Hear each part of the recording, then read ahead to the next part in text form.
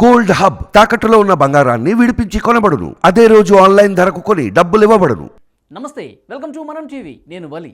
ప్రస్తుతం లైవ్లో జాయిన్ అయ్యారు జనసేన పార్టీ రాష్ట్ర అధికార ప్రతినిధి అడ్వకేట్ రజనీ గారు. వారితో మాట్లాడదాం. రజనీ గారు నమస్తే అండి. నమస్తే అండి. రజనీ గారు, పిఠాపురానికి మెగాస్టార్ రాబోతున్నారు. ఈ వార్త హల్చల్ చేస్తోంది.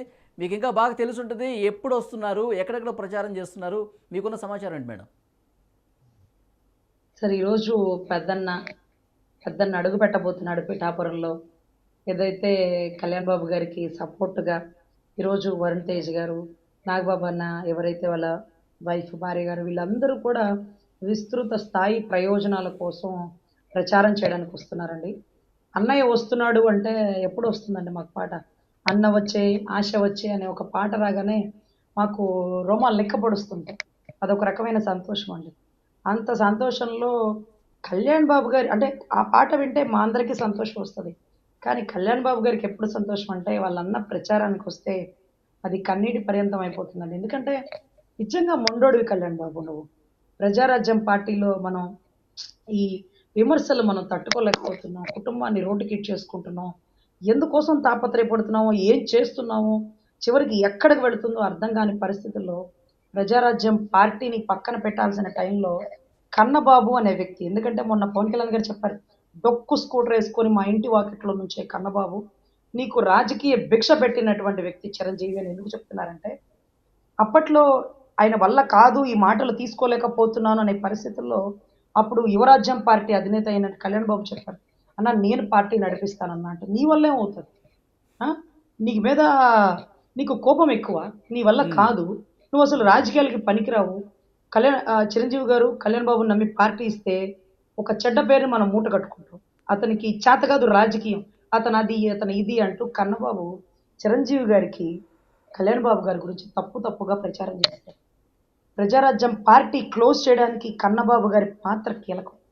కళ్యాణ్ బాబు గారు ఆ పార్టీని కొనసాగించే నేపథ్యంలో ముందుకెళ్లే ప్రయత్నంలో కన్నబాబు గారు కళ్యాణ్ బాబు గారిని విమర్శిస్తూ చిరంజీవి గారి దగ్గర కొన్ని విషయాలు చెప్పారు. కాకపోతే చిరంజీవి గారు తీసుకున్న నిర్ణయం ఏంటంటే, తెలుసో తెలియకో ఇబ్బంది పడతాడు కళ్యాణ్ బాబు, ఇక్కడ ప్రజల పరిస్థితి ఆలోచన విధానం వేరుగా ఉంది, మనం తట్టుకోలేం కళ్యాణ్ బాబు, మనకి రాజకీయం చేత కాదు, మన తాతలు తండ్రులు రాజకీయంలో లేరురా, మనం ఇబ్బంది పడతాము అంటూ చిరంజీవి గారు కళ్యాణ్ బాబు గారిని ఎంత కన్విన్స్ చేసి ఆఖరికి ప్రజారాజ్యం పార్టీ కాంగ్రెస్లో విలీనానికి కారణం. అయినా సరే ఎవరైతే విమర్శించారో కన్నబాబు నీకు చేతగాదు రాజకీయం, నువ్వే నడిపిస్తావు పార్టీ, వెనకాల వచ్చిన యువరాజ్యంలో జెండాలు పట్టుకోవడం కాదు పార్టీ నడిపించడం అంటే, సమ్ షేర్ అంటూ సవాలు విసిరిన కన్నబాబుకి ఈరోజు ఒక షేర్ లాగా కనబడుతున్నాడు మా అన్న. ఈరోజు దశాబ్ద కాలం నుంచి ఎన్ని ఇబ్బందులు, ఎన్ని ఒడిదుడుకులు. ఒక వ్యక్తి గెలిచిన తర్వాత పార్టీ నడపడం గొప్ప విషయం కాదు. ఓడిపోయాక సర్దుకుని వెళ్ళిపోకుండా అదే ప్రజలతో మమేకమై తన సొంత డబ్బుని ముఖాలకు రంగులేసుకొని ఎండకి వానకి తన్నులు తిని కొట్టించుకొని సినిమాల్లో ఇబ్బంది పడి హెల్త్ కండిషన్ పాడైపోయిన పరిస్థితుల్లో కూడా ఆ డబ్బుని బోర్డర్లో సైనికులకి, ఉద్దానం ఏదైతే కిడ్నీ బాధితులకి, తర్వాత ఏదైతే గాజువాక పరిసర ప్రాంతాల్లో పోర్టు తగలబడిపోయిన పరిసరంలో ఆ పడవలకి, వ్యక్తులకి, తర్వాత ఇక చాలా మందికి ఆయన కౌలు రైతులు చనిపోతే ఆత్మహత్యలు చేసుకునే వాళ్ళందరికీ కూడా డబ్బులు ఇవ్వడంలో అసలు రాజకీయం అంటే ఏంటి అంటే సేవ. రాజకీయ నాయకుడు సేవ చేయడం కాదండి. రాజకీయంలోకి రాకుండా సేవ చేసిన మా అన్న తమ్ముడు సినిమాలో హిట్ అయినప్పుడు వచ్చిన డబ్బుల్ని సైనికుల్లో బోర్డర్‌లకి తన తండ్రి చేత్తో ఇప్పించాడండి. రాజకీయాల్లోకి వచ్చాక నటించాలి కాబట్టి నటిస్తుంటారు చాలామంది పెయిడ్ ఆర్టిస్టులు. హ్మ్. కానీ మా అన్న మనసులోనే ఒక నాయకత్వ లక్షణాలు, ఒక సేవా దృక్పథం ఉంది కాబట్టి ఈ వయసులో హిందీలో సినిమా తీస్తే డబ్బులెక్కువొస్తాయి, తమిళంలో తీస్తే డబ్బులెక్కువొస్తాయి, అడ్వర్టైజ్‌మెంట్ చేస్తే కోట్లొస్తాయి, షాపింగ్ మాల్ ఓపెన్ చేస్తే బాగా బెనిఫిట్ ఉంటుంది అని అనుకోకుండా ఈ ఎండకి, వానకి గడ్డం పెంచుకొని ఈరోజు మా అన్న నడి రోడ్డు మీద ప్రచారం చేస్తుంటే మా అందరికీ కన్నీటి పర్యంతం అయిపోతుందండి. రోజు బంతి పూలతో విసురుతున్నారనుకుంటున్నటువంటి ప్రజలు బంతి పూలతో బలంగా కొడుతున్నారన్న విషయాన్ని మర్చిపోయారు ఆ ప్రేమలో. అయినా సరే వచ్చిన సెక్యూరిటీ ఫోర్స్‌ని పక్కన పెట్టి ఆ బంతి పూలని స్వాగతిస్తూ కన్నీటి పర్యంతం అయిపోతూ ఈ సంతోషాన్ని నిజంగా ఆయన కేంద్ర మంత్రి పదవి వచ్చే మూమెంట్‌లో ఆ పదవిని పక్కన పెట్టి పిఠాపురం ప్రజలకి దగ్గరవ్వాలి. ఈరోజు నాకంటూ ఒక సొంత ఊరుండాలి. మా నాన్న మీలాగా రాజకీయ నాయకుడు కాదురా, ఒక గవర్నమెంట్ ఎంప్లాయీ. ఇక్కడ ట్రాన్స్‌ఫర్ అయితే అక్కడికి వెళ్ళేవాళ్ళు. అందుకని మాకు సొంత ఊరు లేకపోయింది. కానీ ఈరోజు మాకు ఒక సొంత ఊరు వచ్చిందంటూ వరుణ్ తేజ గారు సైతం ఈరోజు మా బాబాయ్ పుణ్యం అంటూ పిఠాపురం మా సొంత ఊరైంది. ప్రతి సెలవులకి రామ్ చరణ్ గారితో సహా అందరం ఇక్కడికే వస్తాము. ఇక పిఠాపురం ఏదైతే మా బాబాయ్ని స్వాగతించినందుకు మీకు మా ధన్యవాదాలు అంటూ ప్రతి ఒక్కరు ప్రచారంలో తిరగడం. ఈరోజు పెద్దన్న మేడం చిరంజీవి రంగంలోకి గారు ఏ దిగుతుంటే డేట్లో వచ్చే అవకాశం ఉండొచ్చు? సార్ 5వ తారీఖు అని అన్నారు సార్. ఉమ్. 100% నా డేట్ అటు ఇటుగా అయినా సరే మాక్సిమం వస్తారు. వచ్చి ఒక ఓకే. 4, 5 రోజులు ఉండే షెడ్యూల్ అయితే కూడా ఉంది. అయితే చిరంజీవి గారు ఇంకా ఎప్పుడైతే రాబోతున్నారన్న ప్రచారం స్టార్ట్ అయిందో వంగా గీత గారు రెస్పాండ్ అయ్యారు, వైసీపీ అభ్యర్థి. చిరంజీవి గారికి నేను కూడా చెల్లెలు లాంటిదాన్ని, ప్రజారాజ్యం తరపున 2009వ సంవత్సరంలో నేను కూడా గెలిచాను, తమ్ముడుగా పవన్ కళ్యాణ్ ఏ విధంగా చూస్తారో ఒక చెల్లిగా నా మీద కూడా అంతే ఆదరాభిమానాలు చూపిస్తారు చిరంజీవి గారు, నా మీద విమర్శలు చేయరు అని మాట్లాడారు. ఎట్లా చూస్తారు దీన్ని?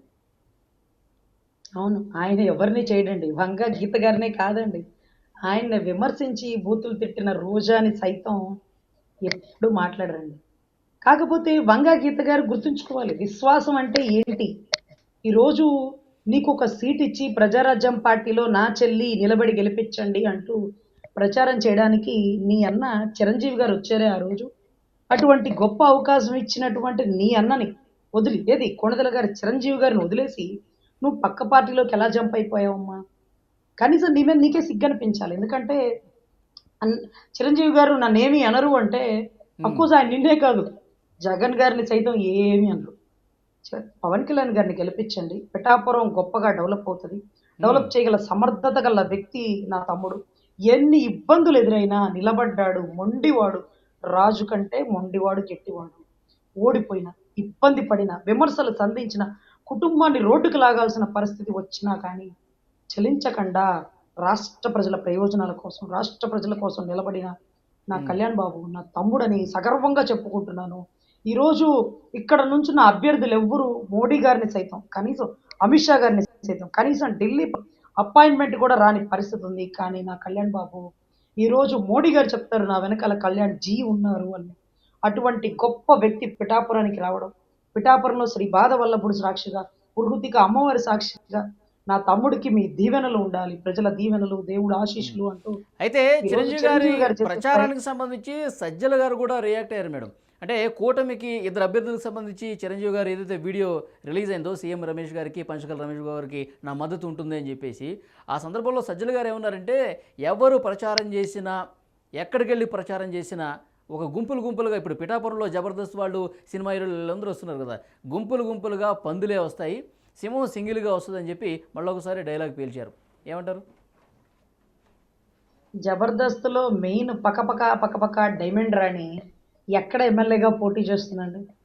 జబర్దస్త్ కిట్లో ఆవిడ దగ్గర పని చేసిన వాళ్ళు సైతం ఈరోజు కళ్యాణ్ బాబు కోసం ప్రచారంకి వస్తున్నారా?